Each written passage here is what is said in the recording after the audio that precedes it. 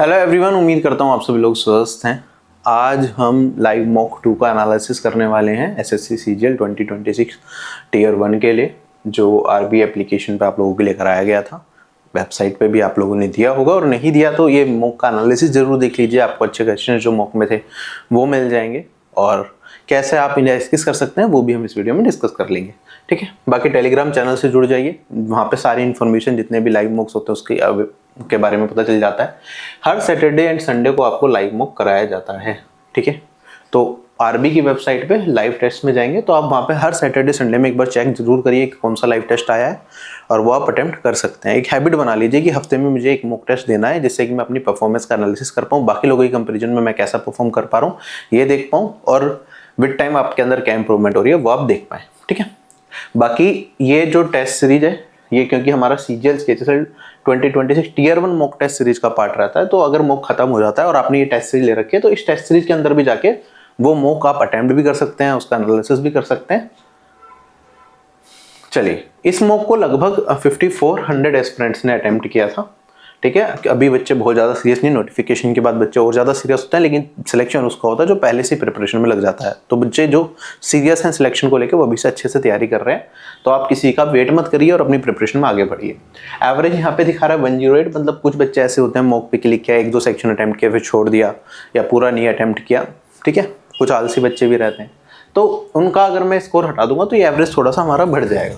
ज़्यादातर लोगों का जो स्कोर आ रहा है वो 126 से 130 की रेंज में इस मॉक में आपको देखने को मिलेगा।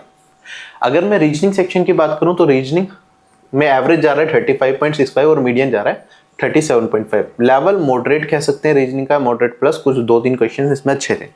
ओवरऑल 50 आउट ऑफ 50 करने वाले 10 स्टूडेंट्स हैं। यहाँ पे 40 या 40 प्लस स्कोर करने वाले 1748 एस्पिरेंट आपको देखने को मिलेंगे।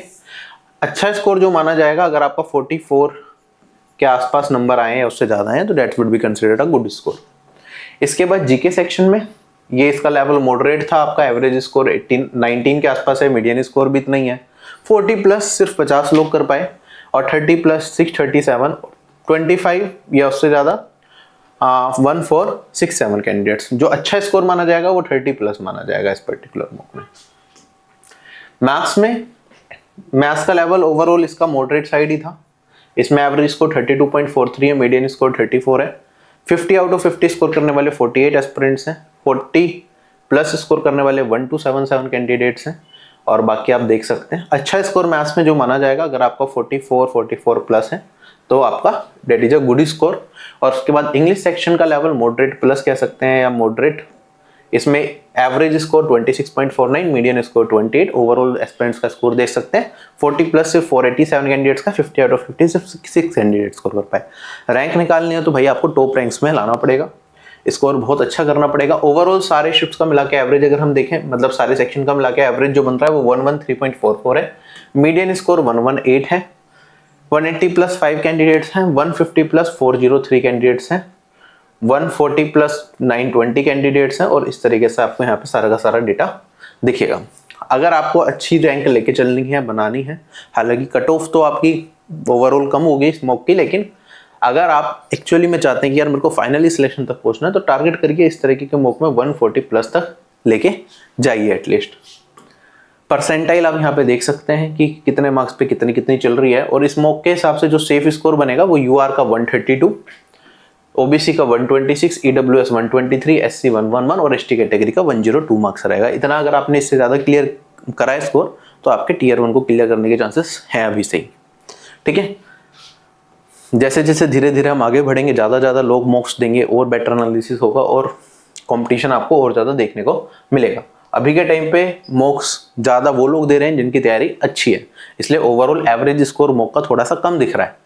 ठीक है, मतलब अगर क्योंकि कम प्रिपरेशन वाले बच्चे अगर मॉक देंगे तो एवरेज स्कोर बढ़ जाता है उस पर्टिकुलर केस में। अभी ज़्यादातर वो बच्चे जो सीजीएल 25 मेंस बहुत अच्छा नहीं हो पाया या फिर डाउटफुल हैं उसको लेकर, तो वो दे रहे हैं। सीजीएल 24 में टीयर 1 में कुछ मार्क्स रह गए थे तो वो दे रहे हैं। तो इस टाइम अच्छे बच्चे मॉक्स ज़्यादा दे रहे हैं, सीरियस कैंडिडेट्स आपको मॉक्स देते हुए दिखेंगे। ठीक है, अगर आप बिगिनर भी हैं, अगर आपने 50% से ज़्यादा सिलेबस कर दिया तो मॉक देना स्टार्ट आप थोड़ा थोड़ा कर सकते हैं। बाकी लाइव मॉक्स आपको इस तरीके से दिखते हैं, ये हमने देखा। आरबी एप्लीकेशन पे भी आप डाउनलोड करेंगे, आरबी रिवॉल्यूशन बाय एजुकेशन, यहाँ पे कुछ इस तरीके से एंट्री दिखेगी। है ना, उसके अंदर लाइव टेस्ट का ऑप्शन दिखेगा, वहां पे जाके आप लाइव मॉक दे सकते हैं। और अगर आपको मॉक्स बाद में भी एक्सेस चाहिए, इनका कंप्लीट टीयर 1 की पेड टेस्ट सीरीज चाहिए, तो ये टेस्ट सीरीज आप परचेज कर सकते हैं यहाँ से जाके। ठीक है, इसमें सारे जो ऑप्शन है, लाइव मॉक्स दिख जाएंगे आपको, सीजीएल न्यू मॉक्स दिख जाएंगे, कैलकुलेशन बूस्टर टेस्ट हो गए, मैथ्स के बेस्ट क्वेश्चंस हो गए, सेक्शनल टेस्ट हमने बहुत सारे डाले हुए हैं इसके अंदर, मैथ्स इंग्लिश जीके रीजनिंग के। तो ये टोटल 50 से ज़्यादा तो 50 फुल लेंथ टेस्ट मान के चलिए आपको एग्जाम से पहले हम प्रोवाइड करेंगे। और इसके अलावा सेक्शनल टेस्ट हो गए 20 तो 70 तक टेस्ट, तो ये हमारे इसी साल के जो हम आप लोगों के लिए क्रिएट कर रहे हैं ये वो हैं। ठीक है, और बाकी अगर आपने कॉम्बो टेस्ट ले रखे तो पिछले 3 सालों में जितने भी हमने मॉक्स कराए हैं, प्री के सेक्शनल, वो सारे का एक्सेस, मेंस के मॉक्स का सबका एक्सेस, टॉपिक वाइज जो हमारे टेस्ट हैं उनका एक्सेस, रेलवे के जो मॉक्स हैं उनका एक्सेस, अभी यूपीएससी का भी कुछ प्लान कर रहे हैं उसके मॉक्स का एक्सेस, सब कुछ आपको एक कॉम्बो टेस्ट सीरीज के सिंगल प्लान में मिलता है। और सबसे ज़्यादा बड़ी बात यह है कि इसमें हम एक प्रैक्टिस ग्रुप देते हैं जिससे कि आप भटके ना, एक कंसिस्टेंट वे में अपनी अच्छे तरह से प्रैक्टिस कर पाएं, जो कि 16 फरवरी से स्टार्ट है। अगर आपके बेसिक कवर हो गए तो आप इसे ज्वाइन कर सकते हैं, ये आप लोगों के लिए बिल्कुल फ्री रहेगा अगर आपने कॉम्बो टेस्ट सीरीज प्लान ले रखा है। ठीक है, और ऑफिसर बैच तो है ही, सारे सब्जेक्ट्स की कंप्लीट प्रिपरेशन, मैथ्स की मेरी कंप्लीट बिल्कुल बेसिक से टॉप लेवल की क्लासेस, और बाकी सब्जेक्ट्स की classes including notes, including mock test, सब कुछ उसके अंदर इंक्लूडेड रहता है। चलिए अब एक एक करके मैथ्स के सभी क्वेश्चंस का हम सॉल्यूशन करेंगे और देखेंगे कैसे कम से कम टाइम में इनका सॉल्यूशन किया जा सकता है। जैसे पहला सवाल मेरे पास है 10a plus B alpha plus beta कह सकते हैं इक्वल्स टू पी है, 10 अल्फा माइनस बीटा मेरे पास क्यों है, तो बता दो 10 2 अल्फा का मान क्या होगा। अब देखो वेरी सिंपल क्वेश्चन है ये, 10 2 अल्फा बताना ना अपने को। 2 अल्फा को अल्फा प्लस अल्फा लिख सकता हूं, कोई दिक्कत नहीं है ना। अब यहाँ पे प्लस बीटा है और प्लस माइनस बीटा है, तो क्या मैं यहाँ पे ये कर दूं प्लस बीटा और यहाँ पे माइनस बीटा कर दूं, कोई दिक्कत नहीं। क्या ये अभी भी 10 2 अल्फा ही है, क्या अभी भी 10 2 अल्फा ही है ये, है ना। और 10 अगर इसे मैं मान लूं a और b मान लूं, 10a प्लस b का फॉर्मूला क्या होता है, ये होता है 10a plus 10b 1 minus 10a 10b, ये बराबर होता है। तो अगर हम ये वाली चेक करेंगे तो मेरे पास आंसर क्या आएगा इसका, आप कहेंगे sir 10a plus b p है, 10a माइनस b क्यों है, 1 माइनस p इंटू क्यों, क्या फॉर्मूला बेस्ड क्वेश्चन है डायरेक्टली, तो p plus Q 1 minus p Q, ये इस क्वेश्चन का आंसर होगा। सिर्फ 21% लोगों ने इस क्वेश्चन को किया, बहुत दुख हुआ इसे देख के। क्वेश्चन में हमें दे रखा है x minus 1 upon x equals to 8, x की पावर 5 माइनस 1 अपॉन एक्स की पावर 5 बतानी है। अब देखो जब भी पावर 5 पे जाना हो आप देखा करो, यहाँ पे अगर बड़ी पावर हो तो किस दो इमीडिएट नंबर के एडिशन से ये बन रहा है। जैसे 5 बनता है मेरे पास 3 और 2 के एडिशन से, तो मैं इसे ब्रेक करूंगा। यहाँ पे इसका फॉर्मूला मेरा क्या बनेगा, आपने लिखा x की पावर 5 माइनस 1 अपॉन एक्स की पावर 5 चाहिए, तो कुछ नहीं करना आपने भाई, इसे मैंने कहा 5 क्या होता है 3 प्लस 2 होता है, तो ये बड़े वाला है 3 है, तो x की पावर 3 यहाँ पे लगा दो, ये माइनस का साइन है तो एज इट इज माइनस का साइन लगा दो, माइनस 1 अपॉन एक्स की पावर 3 कर सकते हैं, कोई दिक्कत नहीं है यहाँ पे। फिर इसमें हम मल्टीप्लाई किससे करेंगे, ये जो छोटे वाला है उसकी पावर हमेशा प्लस रखेंगे, तो x square plus 1 upon x square, और फिर इसमें माइनस कर देंगे, क्या पावर सब भूल जाओ, आप डायरेक्टली इसमें माइनस करेंगे x माइनस 1 अपॉन एक्स, मतलब जो यहाँ पे साइन था ये एक यहाँ पे आया मेरे पास, एक फाइनल वाले में आया, और यहाँ पे क्या हो जाएगा माइनस। क्या ये चीज क्लियर हो गई, तो ये इसका डायरेक्ट फॉर्मूला रहता है। अब इसी अगर ये फॉर्मूला हमें अच्छे से पता है तो हम आगे क्वेश्चन को सोल्व इजीली कर सकते हैं। आप देखेंगे हमें दे क्या रखा है क्वेश्चन के अंदर, x माइनस 1 अपॉन एक्स दे रखा है,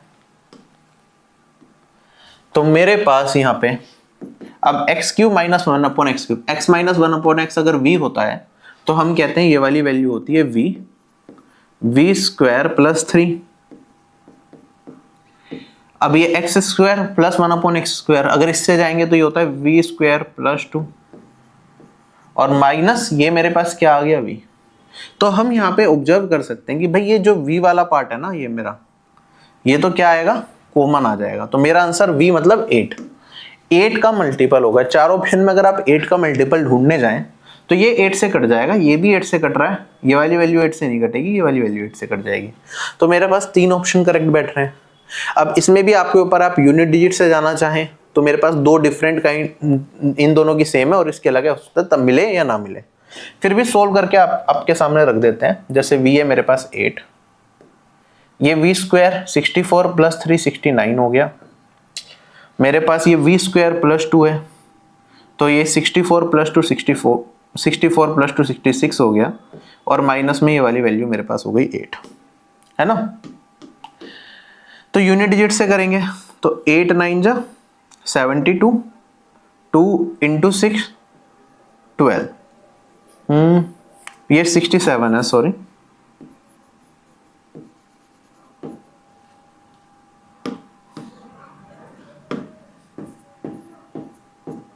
है ना।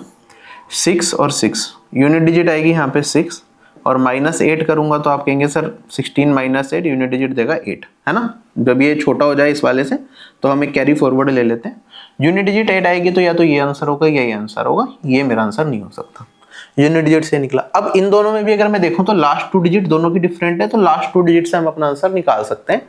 एक अप्रोच ये हो जाएगी, तो आप लास्ट 2 डिजिट इसका निकालना चाहें तो इजीली निकल जाएगी, कोई दिक्कत नहीं है। अच्छा, लास्ट 2 डिजिट नहीं निकालना चाहते आप तो आप क्या कर सकते हैं, मैं इसमें और चीजें क्या देख सकता हूं। जैसे मैंने 8 से देखा कि भाई मेरा आंसर 8 का मल्टीपल होगा, दोनों है। अब किसी और चीज का भी तो मल्टीपल देख सकता हूं मैं। किस किस का मल्टीपल देख सकते हैं आप बताओ। जनरली हम बड़ी वैल्यूज का देखते हैं, जैसे मेरे को दिखा यार ये 66 है ना।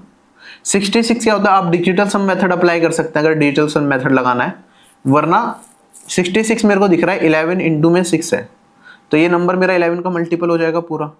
ये 11 का मल्टीपल है तो भाई 11 से डिवाइड होगा तो रिमाइंडर क्या बचेगा, -8 11 से डिवाइड करूंगा, और हम डिवाइजर को ऐड कर देते हैं, डेट इज 11, तो +3 रिमाइंडर मिलेगा मेरे को 11 से डिवाइड करने पे। 11 का डिविजिबिलिटी रूल आपको पता है, यहाँ पे लगा दो दोनों ऑप्शन में अगर आपको लगाना है। 8 और 3 11 और 3 6 और 5 11, रिमाइंडर बचेगा 3, ये आंसर हो सकता है। 8 और 2 10 और 3 13, और ये 8, रिमाइंडर बचेगा कितना 5, तो मेरे पास क्या आएगा यहाँ पे, ये आंसर नहीं हो सकता। तो मैंने 11 से रिमाइंडर नहीं किया। आप डिजिटल सम इस्तेमाल करते हैं, वो किसका रिमाइंडर होता है, वो भाई 9 से रिमाइंडर होता है। आप डिजिटल सम लगाना चाहें आप तो डिजिटल सम भी ट्राई किया जा सकता है, ठीक है। तो डिजिटल सम करना चाहो तो उससे आंसर मिल जाएगा, लास्ट 2 डिजिट से आंसर मिल जाएगा, पूरी कैलकुलेशन कभी भी नहीं करनी पड़ेगी। कहने का मतलब सिर्फ इतना सा है। चलें क्या आगे, ठीक है, करें डिजिटल सम से भी ट्राई। चलो डिजिटल सम भी एक बार लगा लेते हैं। ये मेरे पास 8 7 13 4 8 चौक 32 5 और 5 दिया 15 6, इसका डिजिटल सम आया 6, ये है 8, 6 माइनस 8 कितना हो गया -2, प्लस 9 करेंगे तो डिजिटल सम आना चाहिए 7। डिजिटल सम 7 किसका आएगा मेरे पास 17 20 25, इसका 7 आ रहा है डिजिटल सम। इसका क्या आएगा 12 14 18 21, इसका आ रहा है मेरे पास 3 डिजिटल सम। ठीक है, डिजिटल सम कंसेप्ट आप सभी लोगों ने पढ़ा होगा, नहीं पढ़ा होगा तो कोई दिक्कत नहीं है, अभी आप स्किप करेंगे तो डिजिटल सम से भी हो जाता। चलें आगे। अब हम अगला सवाल मेरे पास क्या था, कोट ए मेरा 5 के बराबर है तो 4 cos A plus 3 sine A divided by cos cube A plus sine cube A plus 5 sine A. बड़ा अजीब सा क्वेश्चन दे दिया, बट एग्जामिनेशन में बच्चा थोड़ा सा होपलेस हो सकता है, लेकिन है बहुत आसानी। आप देखोगे कोट ए अगर दे रखा है, मेरे को एक भी ट्रिग्नोमेट्रिक फंक्शन दे दे तो मैं सारी चीजें निकाल लेता हूँ। मान लो ये मेरे पास एंगल ए है, तो कोट क्या होता है मेरे पास, ये होता है बेस अपॉन में परपेंडिकुलर। तो ये 5 है, 5/1 लिख सकता हूँ। आप कहेंगे सर ये वाली वैल्यू 5 हो गई, ये 1 हो गया परपेंडिकुलर, और ये मेरे पास क्या हो जाएगा, ये तो हाइपोटेन्यूस है, तो 5 स्क्वायर प्लस 1 स्क्वायर, ये वाली वैल्यू मेरे पास रूट में क्या 26 आ जाएगी। अगर रूट में 26 मिल गई है तो मेरे पास हाइपोटेन्यूस मिल गया, परपेंडिकुलर मिल गया, बेस मिल गया, सोल्व करके आंसर निकालेंगे। 4 मेरे पास है कोस ए। अब आप चाहो तो यहाँ पे क्या कर सकते हैं, कॉमन लेके कुछ करना चाहो, p/h लेके करना चाहो कर लो, वरना मैं डायरेक्टली लिखना पसंद करूंगा। मैं कहूंगा यहाँ पे 4 कोस के लिए क्या चाहिए, बेस अपॉन में हाइपोटेन्यूस, बेस है 5 और हाइपोटेन्यूस है √26, फिर साइन में 3, परपेंडिकुलर है 1 और ये है √26, divided by cos cube A, तो 5/26 का whole cube plus sine cube है, 3 साइन क्यूब है, 1/√26 का होल क्यूब, और फिर मेरे पास है 5 साइन है, तो 5 इंटू में 1/√26। क्या यही आंसर आएगा? अच्छा, मेरे पास अब वैल्यू क्या बनेगी? हाँ, तो √26 कॉमन आ गया है ना। आप देखेंगे ये वाली वैल्यू 4 5 जा 20 और ये 23। अच्छा, √26 नीचे यहाँ पे सब जगह एक दो बार क्यूब है, एक बार है, जो जहाँ सिंगल है वहां तो कट ही जाएगा √26। यहाँ पे क्यूब की जगह स्क्वायर रह जाएगा, तो 1/26 रह जाएगा और ये 3 रह जाएगा, है ना। और यहाँ पे भी एक कटेगा तो 26 रह जाएगा, 5 का क्यूब कितना है? 125 आ जाएगा। यही आएगा रिजल्ट। सोल्व करके अपना आंसर निकाल सकते हैं। 26 को अगर नीचे कॉमन ले लिया तो ऊपर 23 इंटू में 26, ठीक है। 26 यहाँ पे भी ले लिया मैंने, और ये 26 ऊपर चला जाएगा, और नीचे सॉल्व करेंगे तो मेरे पास यहाँ पे 125 प्लस 3 128 प्लस 130, तो ये हो जाएगा 258, और ये मेरे सवाल का उत्तर आ जाएगा। आप कहेंगे 2 से कट जाएगा, ये 129 हो गया और ये 13 हो गया। 13 इंटू 23 क्या होगा? 399 299 होता है, सॉरी, और ये वाली वैल्यू 129। ये आंसर आ गया। बाकी जब आपने देखा कि यहाँ पे सर मेरे पास 23 आ गया, तो मेरा आंसर चांसेस है 23 का मल्टीपल होगा। न्यूमरेटर आप देख सकते थे भाई, कौन सा ऑप्शन ऐसा है जिसमें न्यूमरेटर 23 का मल्टीपल मिल रहा है, उसके चांसेस ज्यादा हो जाते हैं। और चारों ऑप्शन में 23 का मल्टीपल ये भी है, वैसे तो 12, और ये भी है 13, नहीं कह सकते डायरेक्टली, है ना, तब भी बात बनती नहीं, कोई दो ऑप्शन आ जाते हैं मेरे। चलिए अगले सवाल पे चलते हैं। कहता है कितने नंबर्स हैं 300 और 800 के बीच में जो डिविजिबल हैं 4 से, 6 से और 8 से। तो जब भी इन तीनों से मल्टीपल चाहिए ना, एंड लिखा हुआ है मतलब, और ये तीनों जुड़ेंगे, तो इन तीनों का सबसे पहले हम एलसीएम लेते हैं, क्योंकि वो छोटे से छोटा नंबर होता है जो इन तीनों से कट जाए। 8, 6 और 4 का एलसीएम कितना आएगा? आप कहेंगे सर 8 3 जा 24 आएगा। इन दोनों के बीच में 24 के कितने मल्टीपल है हमें ये बताना है। इसका डायरेक्ट तरीका भी मैंने आपको बताया है, जब मैंने अर्थमेटिक प्रोग्रेशन की क्लास यूट्यूब पर डाली थी, फुल उसमें समझा रखा है। बाकी मैं आपको दोबारा रिपीट कराता हूँ। जैसे मान लो 300 है, 24 से काटेंगे 300 को, तो मेरे पास ये वाला कितने टाइम्स जाएगा? 1 टाइम 24, और ये आ जाएगा 60, और 2 जा 48, ठीक है। अब मेरे को यहाँ पे हाँ कुछ आगे करने की जरूरत नहीं है, मैं फिलहाल इसे यहीं छोड़ता हूँ, ठीक है। फिर ये है 800 को अगर मैं 24 से काटता हूँ तो ये वाली वैल्यू आप कहेंगे सर 3 जा 72, और ये वाली वैल्यू मेरे पास 80, और अगेन 3 जा ये आ जाएगा 72, और यहाँ पे कुछ बचेगा इससे छोटा। जब भी इस तरीके की चीजें हो, हमें पता है कुछ यहाँ पे भी रिमाइंडर बच रहा है, कुछ यहाँ पे भी रिमाइंडर बच रहा है। डायरेक्टली आपको बताना हो कि भाई कितने नंबर्स होंगे इनके बीच में जो इससे डिविजिबल होंगे, डायरेक्ट आंसर होता है मेरा इस 33 में से इस 12 को घटा दो। जो यहाँ पे क्वेश्चन आया, जो यहाँ पे क्वेश्चन आया, इस क्वेश्चन में से बड़े वाले में से छोटे वाले को घटा दो, तो इन दोनों को माइनस करूंगा तो मेरे पास क्या रिजल्ट मिलेगा? 21 मिलेगा, और यही मेरा इस सवाल का उत्तर भी हो जाएगा। तो हमने क्या किया, बेसिकली 300 को 24 से डिवाइड किया, मैंने कहा क्वोशिएंट कितना आएगा मेरे पास 12। 800 को डिवाइड किया 24 से, मैंने कहा क्वोशिएंट कितना आएगा मेरे पास 33 में से 12 घटाया और आंसर आ गया 21। सिर्फ इतना सा सवाल है ये। और ये कब करते हैं क्वोशिएंट वाला काम? जब हमारे पास क्या दे रखा हो, रिमाइंडर, इनमें दोनों में कुछ ना कुछ बच रहा हो, ठीक है, वरना एक डिजिट आगे पीछे हो सकती है, +-1 का वेरिएशन आ सकता है। होता क्यों है ये ऐसा? आपने कहा कि सर देखो यहाँ पे कुछ रिमाइंडर बच रहा है, तो मेरे को पता है 24 इंटू 12, तो इससे छोटा होएगा 300 से, बड़े पे जाना है मेरे को, तो पहली वैल्यू क्या होगी? 24 इंटू में 13 लेना पड़ेगा, फिर 24 इंटू में 14, और कहां तक जाएगा? अब आप देखेंगे 24 इंटू 33 इससे छोटा होगा, क्योंकि तभी कुछ रिमाइंडर बच रहा है, 34 तक नहीं जा पाएगा, तो 24 इंटू में 33।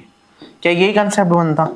आप कहते सर पहली वैल्यू ये है और यहां से लेके यहां तक कितनी वैल्यूज होंगी?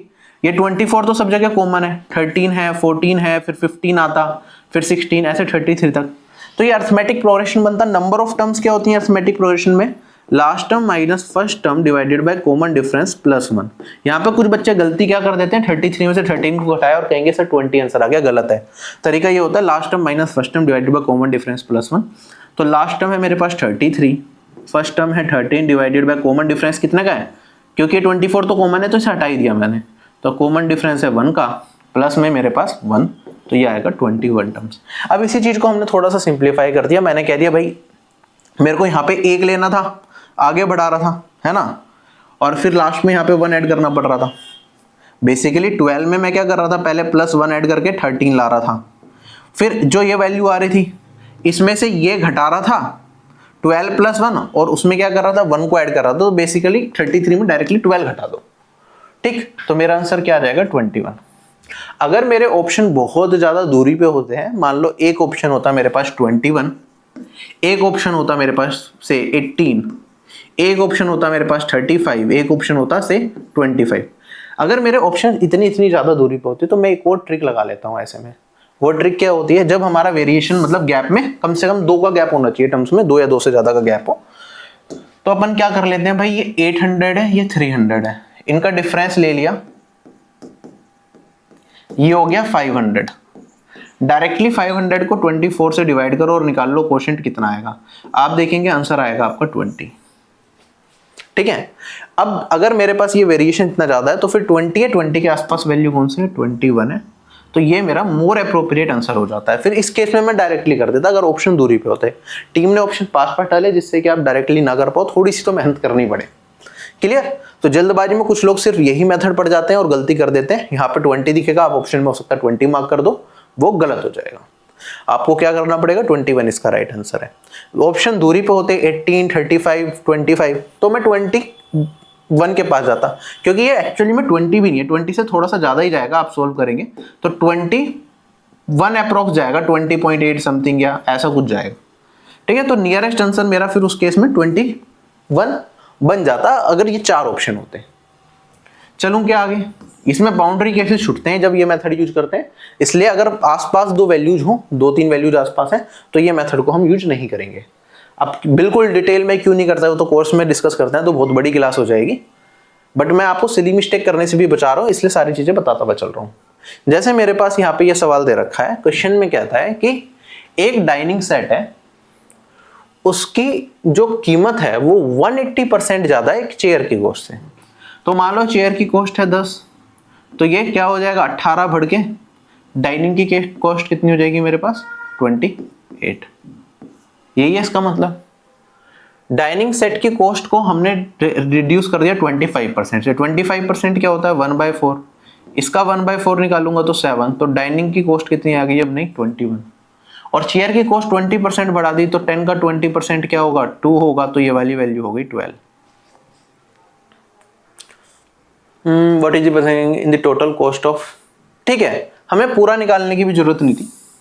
यहाँ पे हमने कहा भाई डाइनिंग की कॉस्ट कितनी होगी 7 कम हो गई, और इसकी चेयर कॉस्ट कितनी बढ़ गई 2 से बढ़ गई, ठीक है। चेंज इन कॉस्ट निकाल लिया मैंने। हमसे फाइनली पूछा है कि परसेंटेज इंक्रीज या डिक्रीज बता दो total cost of 3 dining sets and 4 chairs as compared to the initial cost. तो इनिशियल कॉस्ट कितनी रहेगी, कितने हैं मेरे पास 3 डाइनिंग है, तो इनिशियल कॉस्ट 3 इंटू में 28, और 4 चेयर्स हैं तो 4 इंटू में 10। चेंज कितने का आ गया, आप कहेंगे सर ये 4 लेना है ये 3 माइनस 21, और 4 इंटू में 2 8, तो नेट चेंज इतने का आया। इनिशियल कॉस्ट इतनी थी, कितने परसेंट का चेंज आया ये बताना है, तो इंटू में 100%। ये वाली वैल्यू मेरे पास यहाँ पे माइनस का 13, और ये 28 इंटू में 3 84, 124 इंटू में 100%। 4 ऑप्शन दे रखे हैं, क्या आंसर आएगा 11, 11.5, 10, 10.5। अच्छा एक चीज बताओ मुझे, डिक्रीज हो रही है 4 ऑप्शन में, 12.4 का 10% क्या होता है 124 का 12.4 होता है, ये दे रखा है 13, तो 10% है उससे थोड़ा सा ज्यादा, उससे कितना ज्यादा 0.6 ज्यादा, 0.6 इसका क्या होगा 0.5% ही तो होगा। मतलब सोल्व करने की जरूरत नहीं है, ये चीज आपको ऑटोमेटिकली दिख रही है। हम कंपेयर कर लेते हैं कि भाई इसका 10% हुआ इतना 12.4, 0.6 कितना होगा, आप कहेंगे सर इसका 1% होगा मेरे पास 1.24, 0.6 क्या होगा इसका आधा, तो मेरे पास क्या ये 10.5% का डिक्रीज देखने को मिलेगा। ओरली सोचा जा सकता है, कोई कैलकुलेशन नहीं करनी यहाँ पे। क्वेश्चन में दिया हुआ है ये कुछ क्यूब है इसका, फिर इसका क्यूब है, फिर इसका क्यूब है, और ये कुछ ऐसे दे रखा है। जब भी आपको इस तरह की चीज़ दिखे, क्यूब में दिखे, तो हमारे दिमाग में सिर्फ एक फॉर्मूला आता है भाई, A cube plus B cube plus C cube ये बराबर हो जाता है किसके, 3abc के। और इसकी कंडीशन क्या होती है भाई, या तो a plus B plus C 0 हो तब ये आता है, या फिर a equals to B equals to C हो। ये पढ़ते हैं। अब यहाँ पे हमें दे रखा है यहाँ पे कि भाई 8x माइनस 5 है। चलो 8x माइनस 5 को मैं क्या ले सकता हूँ, ये मैं मान लेता हूँ ये है a। फिर ये 27 4 माइनस एक्स क्यूब है। तो इसमें जब भी एक ऐसा हो ना, यहाँ पे देखो 8x माइनस ए, ये मेरे पे 5 माइनस 8x है, थोड़ा सा घुमा दिया बस। 27 4 माइनस एक्स है, यहाँ पे 4 माइनस एज इट इज दे रखा है, तो थोड़ा सा चेंज किया है। हम इसे थोड़ा सा ऐसा कर लें, अगर मैं a को लिखना चाहूँ तो a हो गया मेरे पास 8x माइनस 5, b हो जाएगा मेरे पास 3 को अंदर ले जाऊं 27 की जगह, तो ये 4 माइनस एक्स का होल क्यूब हो जाएगा। और अगर मैं c की बात करूंगा तो ये -8 3x प्लस 7 का होल क्यूब है। इसमें 2 को अंदर ले जाया जा सकता है, या फिर -2 को मैं इसके अंदर ले गया, तो मेरे पास ये 3x प्लस 7 का होल क्यूब हो जाएगा। अगर आप देखेंगे उस साइड मेरे पास क्या चीज चल रही है, ये 18 को मैं ब्रेक कर सकता हूं क्या, किसमें, इसे 3 इंटू 3 इंटू 2 में ब्रेक कर सकता हूं। 18 को कोई दिक्कत तो नहीं है ना। मेरे पास यहाँ पे क्या है, 5 माइनस 8x है, ठीक है। अगर मैं इसे 8x माइनस 5 लिखूं तो माइनस मल्टीप्लाई करना पड़ेगा, तो 8x माइनस 5, और इसमें हमने क्या कर दिया, -1 को मल्टीप्लाई। फिर मेरे पास है 4 माइनस एक्स, ठीक है। यहां पे था 3 इंटू 4 माइनस एक्स, तो 3 यहां पे एज इट इज लिखा हुआ है, और इंटू में 4 माइनस एक्स कर दिया हमने। और यहाँ पे 3x प्लस 7, तो यहाँ पे -2 इंटू में 3x प्लस 7, तो ये 3x प्लस 7 अगर मैं लिखूं यहाँ पे, तो क्या ये मेरे को -2 और यहाँ पे -1 -2 भी मिल गया। तो आप देखेंगे ये क्या बन गया, क्या ये 3abc ही बन गया। और ये कब पॉसिबल है, जब मेरे पास a equals plus B plus C equals to 0 हो, या a equals to B equals to C हो। एग्जामिनेशन में सिर्फ ये वाला पार्ट जनरली पूछा जाता है, ये वाला नहीं लेते हैं, ठीक है। इसी लॉजिक पे क्वेश्चन बन रहे होते हैं, तो हम डायरेक्टली ये वाला ट्राई करेंगे, बस समझाने के लिए था। एग्जाम में अगर एग्जाम मॉक में आ रहा है तो हमें डायरेक्टली देखते ही इस साइड वाले को यूज करके अपना आंसर बता देना था। बस ध्यान रखना है ए बी और सी क्या लेना है ये। अब इसे सोल्व करेंगे तो मेरे पास वैल्यू क्या आएगी, आप सबसे पहले यहाँ पे x वाला सोल्व कर लो। 8x माइनस 3x 5x बचा, और -6x, तो ये बचेगा मेरे पास -x। -5 प्लस 12 कितना हो गया, 7, और -14, तो ये मेरे पास माइनस का 7 बचेगा। और ये वाली वैल्यू किसके बराबर, 0 के बराबर। तो x का मान कितना आया भाई, मेरे पास -7 निकल के आया। अगर x -7 है तो हमारे पास क्या था, ये वाला पार्ट जब हम सोल्व करेंगे तो मेरे पास अभी हमने देखा कि भाई x की power 4 plus x square plus 1 divided by x square minus x plus 1 होता है। तो ये वाला पार्ट तो दिस इंटू में दिस, ये आइडेंटिटी हम पढ़ते हैं। अगर मैं इसे ब्रेक कर दूं x square minus x plus 1 से, तो ये वाला पार्ट कट जाएगा और मेरे पास बचेगा ये। तो आप कहेंगे -7 का होल स्क्वायर कितना आएगा, प्लस -7 और प्लस 1, तो 49 50 -7 43 मेरा क्या आ जाएगा, इस क्वेश्चन का आंसर आ जाएगा। बहुत सिंपल सवालों में से है, बट कंसेप्ट पता होगा वही बच्चा डायरेक्टली कर पाएगा। अगला सवाल हमारे पास एक रेगुलर राइट पिरामिड दे रखा है, जिसका बेस हमें स्क्वायर दे रखा है और बेस का एरिया 144 दे रखा है। कहता है इसका लेटरल सरफेस एरिया 192 है, तो हमें बताना हाइट क्या होगी, ठीक है। अगर देखो स्क्वायर पिरामिड है हमारे पास, बेस मतलब स्क्वायर है, तो बेस एरिया 144 है, तो अगर बेस की साइड को मैं a मानता हूं तो आप कहेंगे सर ये a स्क्वायर इसके बराबर हो गया, और a का मान कितना आ गया मेरे पास, यहाँ पे 12 आ जाएगा, है ना। हाइट की बात करेंगे तो हाइट हमेशा सेंटर से ऊपर की तरफ ली जाती है, तो यहाँ पे इसका कहीं सेंटर रहा होगा और उससे ऊपर की तरफ ये मेरी क्या हो गई, हाइट। अब मेरे को ये मिल गया। अगर मैं इसी के पैरेलल, जो मेरा बेस साइड है, इसी के पैरेलल एक लाइन मिड से खींचूं, तो आप कहेंगे सर ये वाली दूरी भी कितनी होगी, 12 होगी, यहाँ से लेके यहाँ तक।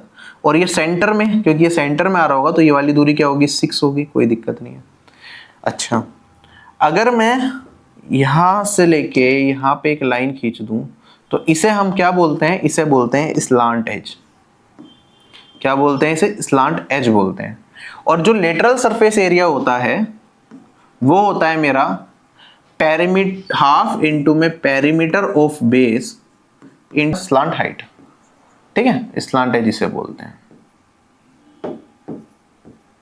तो हमारे पास ये वाली वैल्यू आ जाएगी हाफ इंटू में पेरीमीटर ऑफ बेस क्या होगा? 12 साइड है तो 12 इंटू में 4 और स्लांट हाइट को फिलहाल के मान लेते हैं और ये वाली वैल्यू 192 के बराबर दे रखी है। सिंप्लीफाई करेंगे तो 12 से 16 टाइम्स, फिर 4 से काटूंगा 4 टाइम और ये वाली वैल्यू के का मान मेरे पास कितना आ गया? 8 आ गया।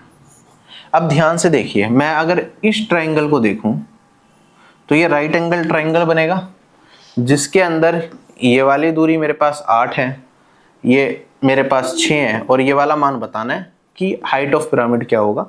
तो हाइट हो जाएगा hypotenuse square 8 square minus base square that is 6 square और रूट के अंदर पाइथागोरस थ्योरम लगा दी तो मेरे पास 64 माइनस 36, या तो 2 को कॉमन ले लो, 4 स्क्वायर माइनस 3 स्क्वायर 7, तो 2√7।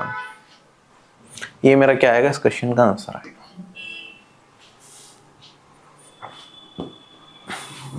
अगला सवाल मेरे पास, इस ग्राफ के अंदर ना नंबर ऑफ स्टूडेंट्स दिखा रखे हैं जो क्लास 12th के अंदर अपीयर हुए हैं 2019 से लेकर 2022 तक। अपीयर होने वाले इधर ब्लैक से दिखा रखे हैं और जो पास हुए हैं वो हमें यहाँ पे व्हाइट से दिखा रखे हैं। ठीक है, हमें बताना है कि कौन से साल में जो परसेंटेज ऑफ स्टूडेंट्स पास हुए हैं with respect to the students appeared ये हाईएस्ट है। तो भाई परसेंटेज पास्ट कैसे निकालोगे? आप कहेंगे सर जैसे 2019 की बात करूं तो 75 पास हुए हैं कितने में से? 81 में से, और इनटू में 100% करते हो आप परसेंटेज में बताने के लिए। ऐसे अगले आप बढ़ोगे तो आप कहोगे सर 71 पास हुए हैं कितने में से? 76 में से, और इनटू में 100% करोगे पास बताने के लिए। अब मेरे को फाइनली कंपेयर करके बताना है ना कौन सी बड़ी वैल्यू होगी। तो 100% सब में कॉमन ही आ रहा होगा तो मैं एक तरीके से इसे इग्नोर कर सकता हूँ। मैं कहूँगा चलो सर 100% नहीं, मैं रेशियो में निकाल लेता हूँ, कोई दिक्कत नहीं है। ये मेरा क्या हो गया? 2019 का डेटा हो गया। ऐसी 2020, 2021 और 2022 का डेटा निकाल लेते हैं। तो मेरे पास ये समझाने के लिए मैं कर रहा हूँ, अभी से थोड़ा छोटे तरीके से करना सिखाऊंगा। 71/76 आ जाएगा, ऐसे ही 74 बाई मेरे पास 79 आ जाएगा, और ये वाली वैल्यू मेरे पास 77 डिवाइडेड बाई 82 आ जाएगी। कोई दिक्कत तो नहीं है यहाँ पे? क्लियर? अब हमें मैक्सिमम वाली वैल्यू बतानी है कि मैक्सिमम कौन सी वैल्यू जाएगी। अगर आप देखेंगे यहाँ पे इस तरह के क्वेश्चन में मेरे पास यहाँ पे डिफरेंस कितने का है? आप कहेंगे सर 5 का है, सॉरी 6 का है, और इन सब में डिफरेंस कितने का है? 5 का है। कोई दिक्कत नहीं है। हम एक कंसेप्ट पढ़ रहे होते हैं, अगर हमारे पास क्या होता है डिफरेंस कांस्टेंट होता है इनके बीच में, तो जो न्यूमरेटर बड़ा होता है वही मेरी वैल्यू एक्चुअली में बड़ी हो जाती है। जैसे एक एग्जांपल से 1/, मेरे पास यहाँ पे डिनोमिनेटर बड़ा 1/2, 2/3, 3/4, तो कौन सा बड़ा होगा? ये होता है 0.5, 0.66 और ये वाली वैल्यू होती है 0.75। क्लियर? तो जैसे जैसे आप देखोगे अगर डिफरेंस इन सब का क्या है 1 1 1 है न्यूमरेटर और डिनोमिनेटर में, अगर डिफरेंस मेरे पास सेम है, डिनोमिनेटर बड़ा है न्यूमरेटर से, तो उस केस में जैसे जैसे मेरा न्यूमरेटर बढ़ता रहेगा मेरी वैल्यू भी क्या होती रहेगी? बढ़ती चली जाती है। तो अगर मैं इन तीनों को कंपेयर करूं आपस में तो आप कहेंगे सर बिगेस्ट वैल्यू ये होगी। इन तीनों में तो मैं डायरेक्टली बता सकता हूं। अब इन दोनों को कंपेयर करना है, ठीक है, कि कौन सा बड़ा होगा कौन सा छोटा। तो इसमें भी एक तरीका होता है हमारे पास, जैसे 75/81 है और यहाँ पे 77/82 है, तो या तो आप क्रॉस मल्टीप्लाई कर लो, ये इधर मल्टीप्लाई हो जाता है ये इधर, और फिर देख लो कि भाई कौन सी वैल्यू बड़ी आ रही है कौन सी वैल्यू छोटी आ रही है। ठीक है, तो एक तो रिजल्ट आपको उससे मिल सकता है। दूसरा तरीका, यहाँ पे भी हम एक काम और कर सकते हैं, जैसे डिफरेंस यहाँ पे कितने का था? यहाँ पे 6 का डिफरेंस था, यहाँ पे 5 का डिफरेंस था, तो इनका एलसीएम लेंगे तो ये हो जाएगा 30। तो मतलब क्या होगा? इसमें 6 से मल्टीप्लाई, इसमें 6 से मल्टीप्लाई कर दो, इसमें 5 से मल्टीप्लाई। कोई दिक्कत यहाँ पे नहीं। तो अब दोनों में क्या हो जाएगा डिफरेंस? आप कहेंगे सर दोनों का डिफरेंस अब कांस्टेंट हो जाएगा, और कांस्टेंट डिफरेंस होते ही मेरे को पता है भाई क्या होता है, मैंने इसमें नीचे 5 से इसमें 5 से इसमें नीचे 6 से, इसमें 6 से। अब डिफरेंस क्या हो जाएगा दोनों में, यहाँ पे क्या हो जाएगा 30 का डिफरेंस हो जाएगा मेरे पास, है ना। अब डिफरेंस कांस्टेंट हो गया तो फिर से जो जिसका न्यूमरेटर बड़ा वही मेरा बड़ा आंसर हो जाएगा। न्यूमरेटर बड़ा किसका आ रहा है भाई, क्या इसका आएगा बड़ा, 77 इंटू 6, 75 इंटू में 5 तो बहुत छोटी वैल्यू बनेगी मेरी एज कम्पेयर टू ये पहले ही 77 इससे क्या है बड़ा है, और मेरे पास यहाँ पे अब हमने 6 से और मल्टीप्लाई कर दिया इसके अंदर तो ये वाली वैल्यू और ज्यादा बड़ी हो जाएगी। तो मेरा इस क्वेश्चन का आंसर क्या आएगा, ये क्या कहते हैं 2022। This is the answer of this question. Clear. तो ये डायरेक्ट तरीके जो हम फ्रैक्शन चैप्टर में पढ़ते हैं वो हैं। इसी को आप दूसरे तरीके से देखना चाहते तो आप इस तरीके से भी देख सकते थे। अब देखो परसेंटेज पास मुझे बताना सबसे ज्यादा किसमें है, तो भाई परसेंटेज फेल का रिवर्स होने वाला है, ये चीज आपको समझ आती है। आप देखेंगे जैसे 81 में से 75 को घटाया तो 6 फेल हो रहे हैं 81 में, सेकंड वाले में 5 फेल हो रहे हैं 71 में, थर्ड वाले में मेरे पास 5 फेल हो रहे हैं 74 में, और मेरे पास फोर्थ वाले में 5 फेल हो रहे हैं मेरे पास कितने में 82 में। तो जिसमें सबसे कम फेल होंगे, जिसमें सबसे कम फेल होंगे परसेंटेज पास उसमें सबसे ज्यादा होंगे। अगर आप अब डायरेक्टली देख सकते हैं यहाँ पे भाई न्यूमरेटर मेरा कॉमन हो गया 555, तो डिनोमिनेटर भाई कौन सा बड़ा है, जितना बड़ा डिनोमिनेटर होगा उतना छोटा मेरा फ्रैक्शन हो जाएगा। तो आप कहेंगे सर इन तीनों में मिनिमम ये वाली वैल्यू देगा या नहीं देगा, मतलब सबसे कम फेल इसमें होंगे तो मैक्सिमम, मिनिमम फेल यहाँ पे है तो मैक्सिमम पास यहाँ पे होंगे। और अगर कंपेयर करना है इन दोनों में, इसमें और इसमें, तो भी आप देख सकते हैं भाई 5 को 82 से डिवाइड करूंगा कुछ वैल्यू आएगी, 6 को 81 से डिवाइड करूंगा तो यार ये वाली वैल्यू तो बहुत बड़ी चली जाएगी ना। आप कहेंगे सर 81 और 82 में ज्यादा डिफरेंस नहीं है डिनोमिनेटर में, 6 को मैं क्या 5 + 1 डिवाइडेड बाई 81 लिख सकता हूं। तो आप कहेंगे सर ये वाली वैल्यू 5/81 तो है ही, ऊपर से मेरे पास ये 1/81 और जुड़ गया एक्स्ट्रा। अगर ये खाली 5/81 होता तब भी मेरे पास क्या हो जाता, इसमें कम फेल होते, है ना, और इसमें 1/81 ज्यादा है तो इसमें और ज्यादा कम फेल होंगे। तो लॉजिकली मैंने कहा भाई इसमें सबसे कम फेल होंगे तो मैक्सिमम पास इसी में होंगे, तो ये आंसर हो जाएगा। इस तरीके से ब्रेक करके भी देख सकते हैं। कंसेप्ट समझ में आया, ये बहुत सारे क्वेश्चंस में यूज होती हैं ये सारी टेक्निक्स जो हम फ्रैक्शन चैप्टर में पढ़ते हैं। So this marks the end of this class. I hope you learned a lot. आपको बहुत सारे मेथड समझ में आए होंगे, क्वेश्चंस को कैसे शॉर्ट तरीके से किया जा सकता है वो चीज समझ में आई होगी, और कंप्लीट तैयारी आप मेरे साथ कर सकते हैं आरबी के ऑफिसर बैच में। और कॉम्बो टेस्ट सीरीज में अगर आपको खाली गाइडेंस चाहिए और बेसिक्स आपके कवर्ड है तो कॉम्बो टेस्ट सीरीज के टारगेट प्लान के साथ भी आप जाके अपनी प्रिपरेशन को आगे ले जा सकते हैं। अभी आप लोगों से यही विदा लूंगा। Bye bye everyone, take care, have a nice day and जय हिंद। जल्द मिलते हैं थर्ड लाइव मॉक के एनालिसिस के साथ।